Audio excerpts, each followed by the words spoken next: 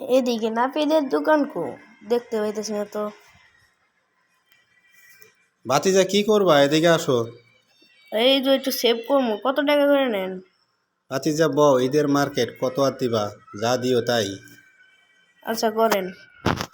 আচ্ছা ভাতিজা, কি সে ফোম শেপ করে দিলাম, হ্যাঁ ভালো করে আচ্ছা শেপটা করে দিলাম। তুমি আমারে ঈদের মার্কেট যা দিও, বুঝছো?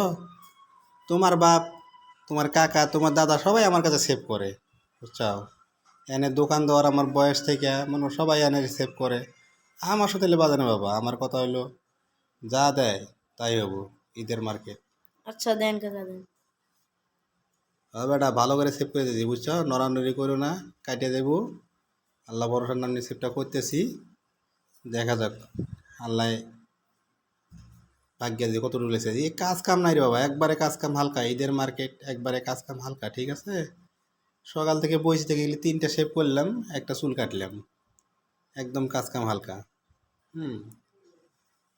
ভালো করে করে দিন কাকা।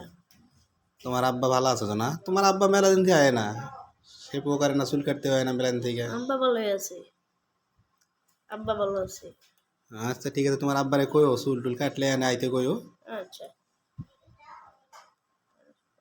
এই যে বেটা দেখো কত সুন্দর করে শেপ করে দিই, ঠিক আছে? এই যে মনে করো যে ফোম শেপ টেপ করে দিছি, এই ক্রিম ট্রিম লাগাইতেছি, ঠিক আছে? হ্যাঁ, তুমি আল্লাহ আমারে মনে করো বাড়াই করে দিও, ঈদের বকশিস টকশিস দিও। দেবুনি দাঁড়ান দিতাছি দাঁড়ান।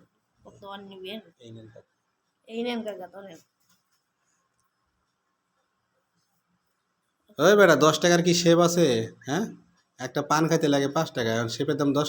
হ্যাঁ মি আপনি না বললেন শালার বোধহয় দোকানে এরম